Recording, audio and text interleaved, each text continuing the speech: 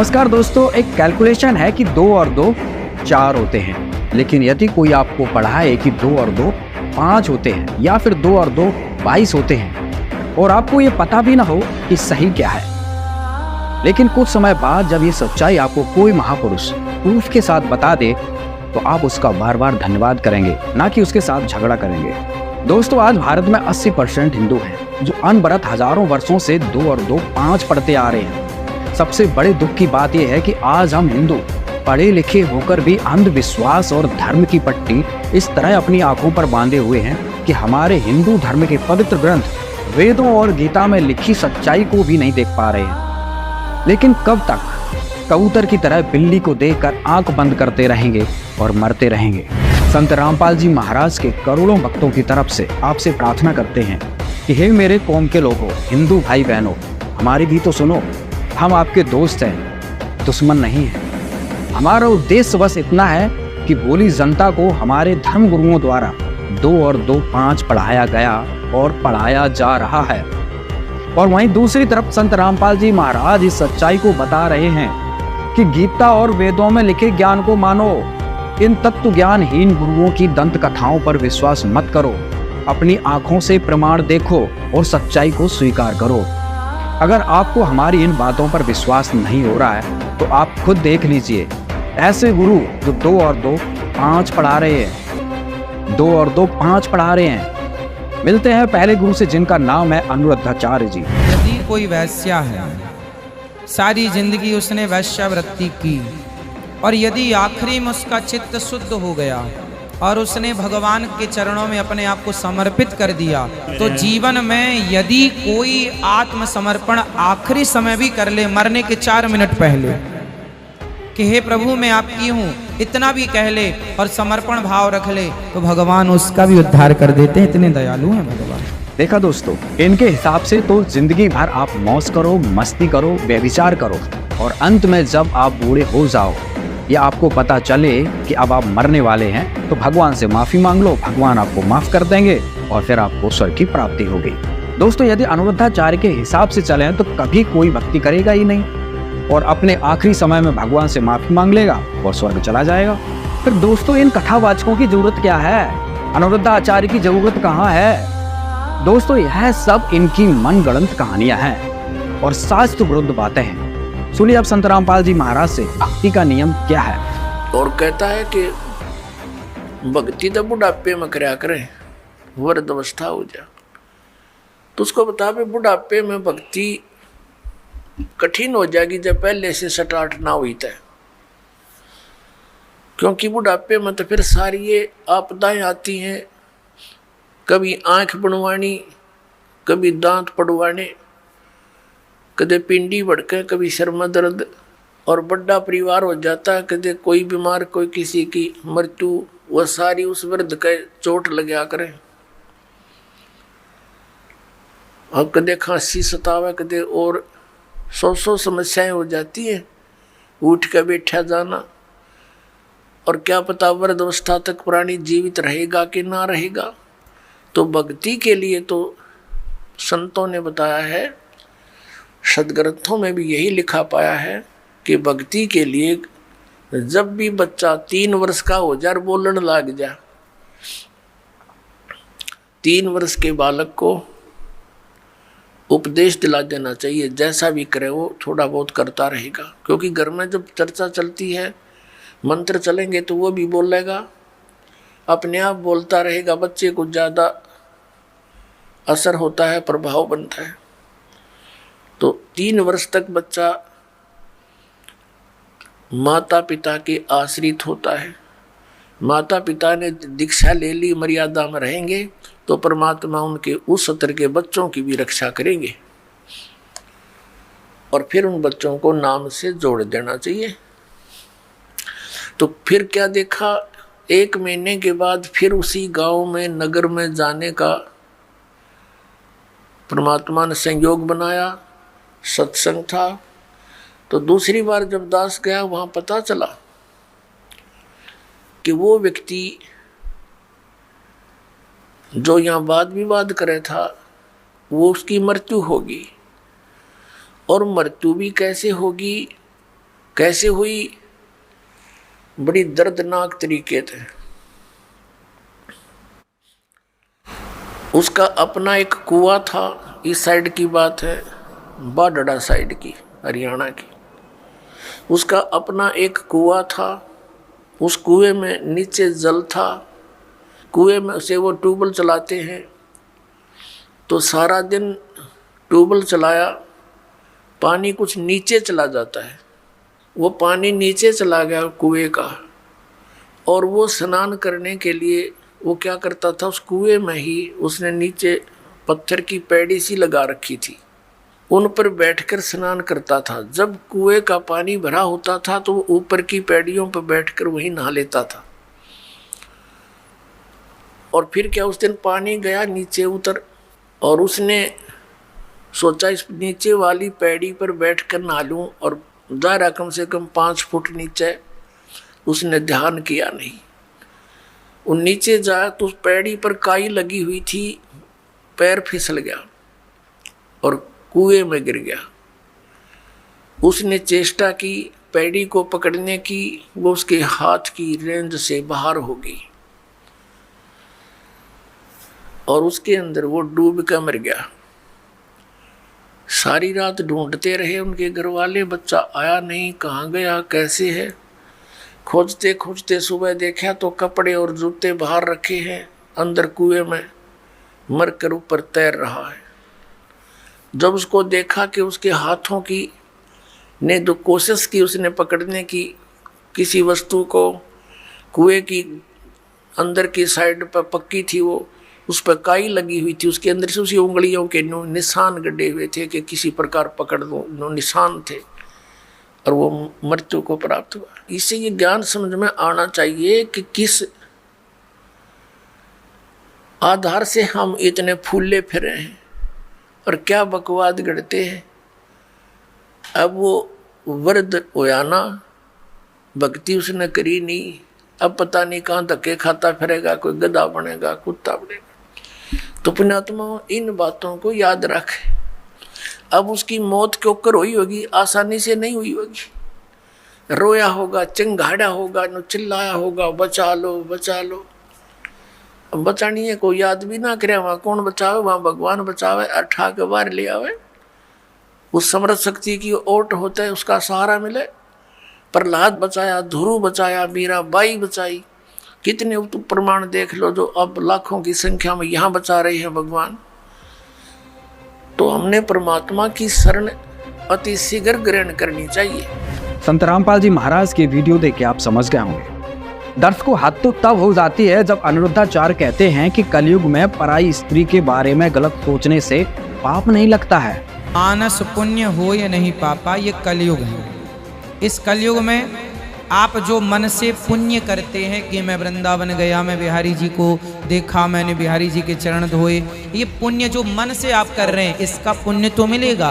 पर मन से आप किसी स्त्री की कल्पना करके उस स्त्री के बारे में आप गलत विचार रख रहे हैं मन से, तो पाप तो नहीं लगेगा, लेकिन आपके मन की, आपके विचारों की क्षति तो हो ही रही है ना। ये गलत तो है ही, इसलिए ये इस प्रकार के विचार नहीं रखना चाहिए। परंतु आपको पाप नहीं लगेगा, क्योंकि अपने मन से। पाप तब तक नहीं लगेगा जब तक आप किसी को स्पर्श नहीं करते। अनिरुद्धाचार्य कौन सी दुनिया में जी रहे हैं आप? अब ये 2 और 2 5 नहीं कर रहे हैं तो क्या कर रहे हैं? ना तो इन्हें भगवान का पता, ना इन्हें भगवान के विधान का पता। अब आप सुनिए संत रामपाल जी महाराज के विचार कि भगवान का संविधान विधान क्या है। परमात्मा आते हैं अपने तत्व ज्ञान और अपनी शक्ति से बुरे से बुरे व्यक्ति को भी नेक बना देते हैं, और फिर वो पुण्यात्मा स्वयं भी भक्ति करते हैं और अन्य समाज को भी वो दुखदाई नहीं होते, क्योंकि वो परमात्मा से डरने वाले बन जाते हैं। परमात्मा से डर उस समय लगता है जब हम कुछ तत्व ज्ञान से परिचित हो जाते हैं।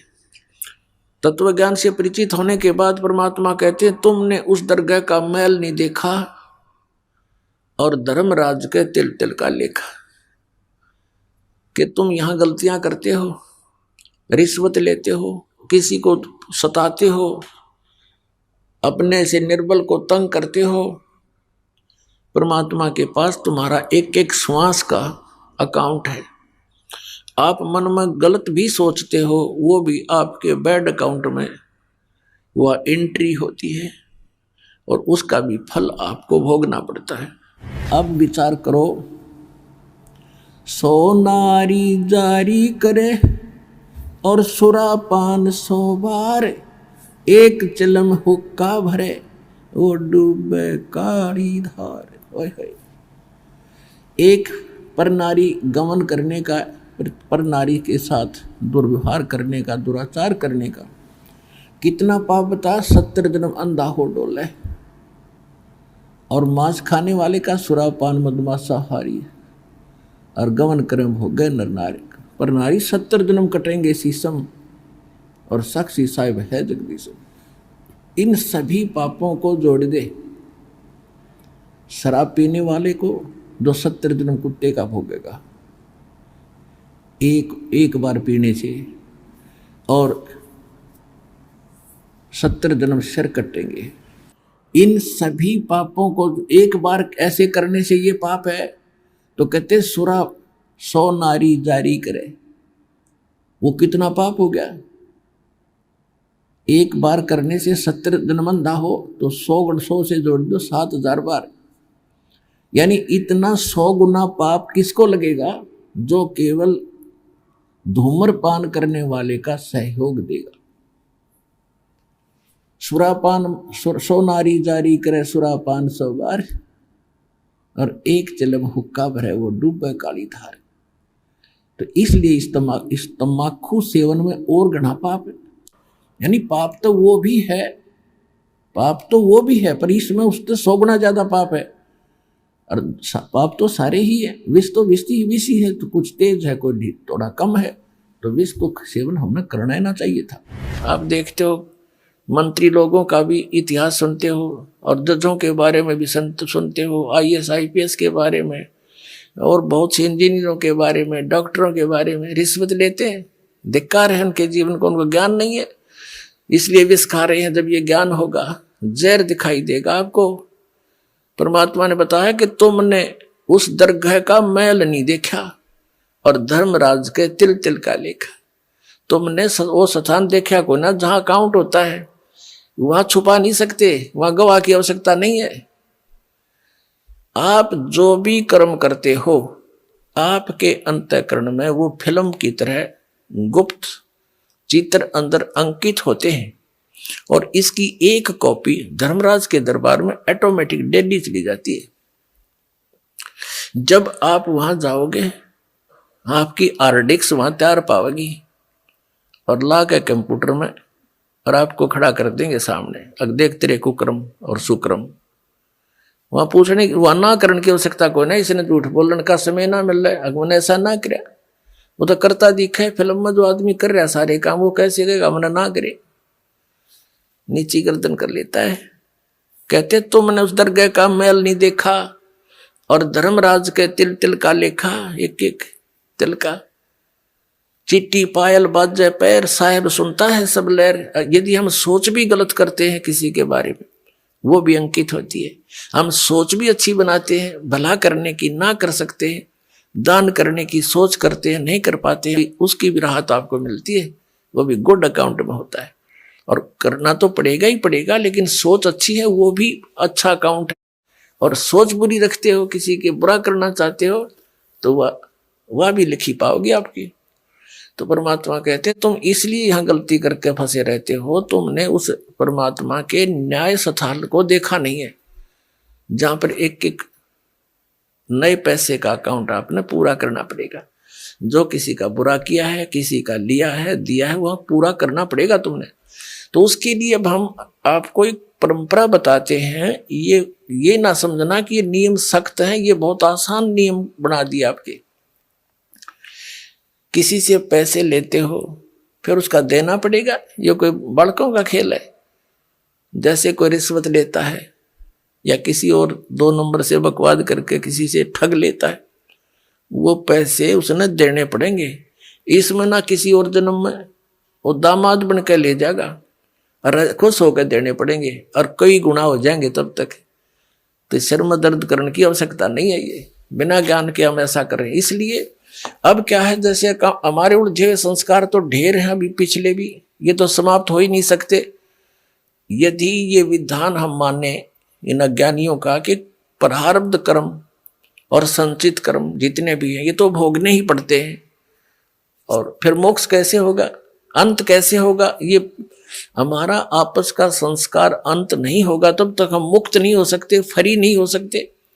उसके लिए परमात्मा ने विधान बताया है कि एक ऐसा मंत्र दूंगा, उस मंत्र की कमाई से आपके पुण्यों का तो ढेर लग जाएगा, और जो पाप आपके होंगे उनको मैं कैंसिल करूंगा अपने कोटे ते, अपनी ताकत ते, आपकी श्रद्धा देख के, आपकी आस्था देख के।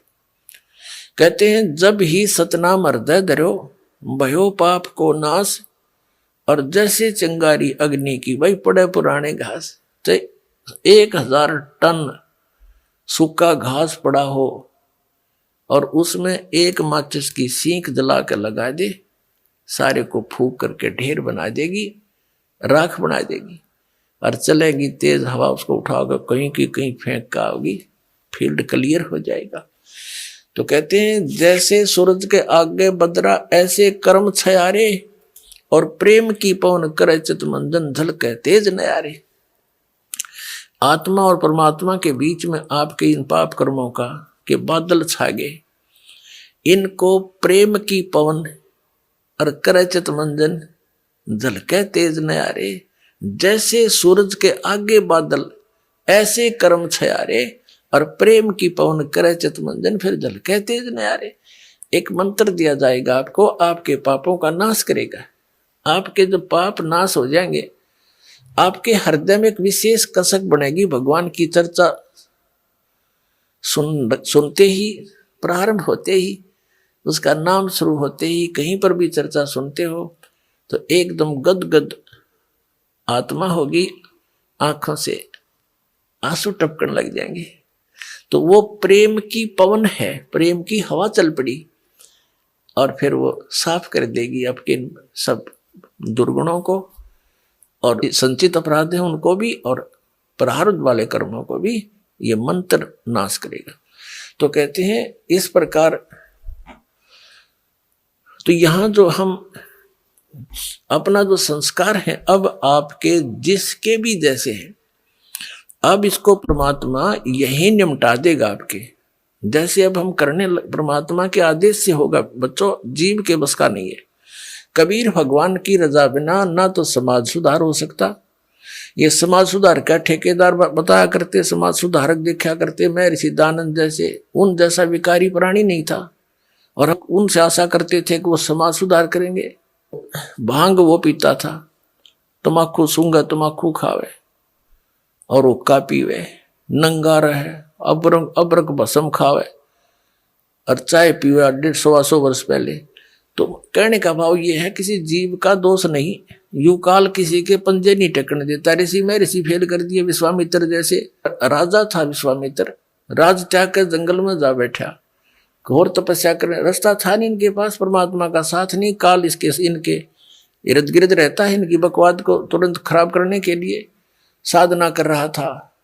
ऊपर तो एक उर्वशी भेज दी औरत खूबसूरत, वह वहां इधर उधर बैठ कर लग गई अदाएं करने। विश्वामित्र छोड़ दिया सारा भक्ति भक्ति, उसका पीछा हो लिया। एक लड़की को जन्म देकर पटक कर उसके बारने आ गए। 6 महीने की हो रही जब पकड़ रही तेरे लड़की को, और अब तेरा और मेरा इतना मतीस से काम आई थी। बता, मन के मारे बन गए बन तज मस्ती, माँ कह कबीर के करूँ यो मन तब माने ना। जंगल में टिंडे लेने गया था घर छोड़ कर, और यो काम करना था। अकल है तो यू काल ना टिकने देता। ये जीव के बस की बात नहीं, ये तो परमात्मा साथ रहेगा, काल को दूर रखेगा, दुर्बुद्धि से बचाएगा।